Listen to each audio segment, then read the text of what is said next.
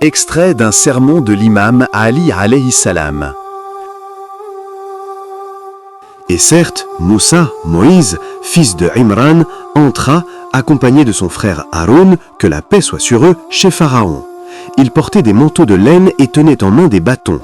Ils lui proposèrent comme condition de son salut, s'il se soumettait à Dieu, la pérennité de sa royauté et la permanence de sa puissance.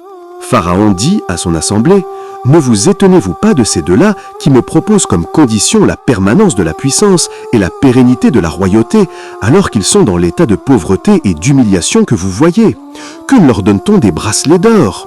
Disant cela, il voulait magnifier l'or et son accumulation et mépriser la laine et le fait d'emporter.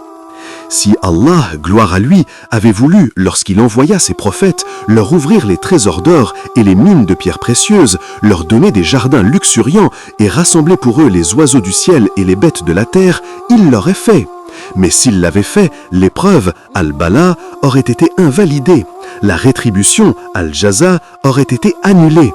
Les nouvelles et les récits édifiants auraient disparu. Les récompenses dues à ceux qui subissent l'épreuve n'auraient plus été obligatoires.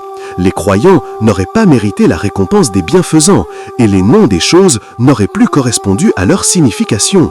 Mais Allah, gloire à lui, a fait de ses messagers des hommes dotés d'une grande force dans leur détermination, tout en étant faibles en apparence aux yeux des gens selon ce que l'on voit de leurs conditions extérieures. Ils ont un contentement qui remplit les cœurs et les yeux de richesse intérieure, mais une indigence qui remplit les regards et les oreilles des autres de gêne ou de nuisance.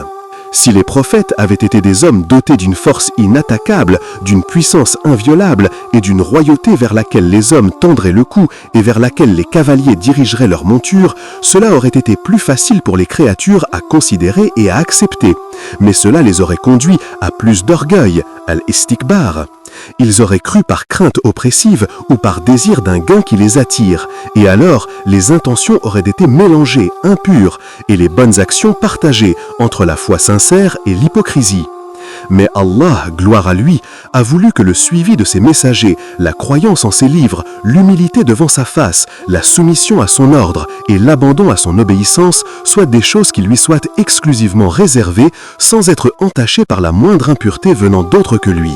Et chaque fois que l'épreuve, al-bala, et la mise à l'épreuve, al-ikhtibar, sont plus grands, la récompense, al-thawab, et la rétribution, al-jaza, sont plus abondants. اللهم صل على محمد وآل محمد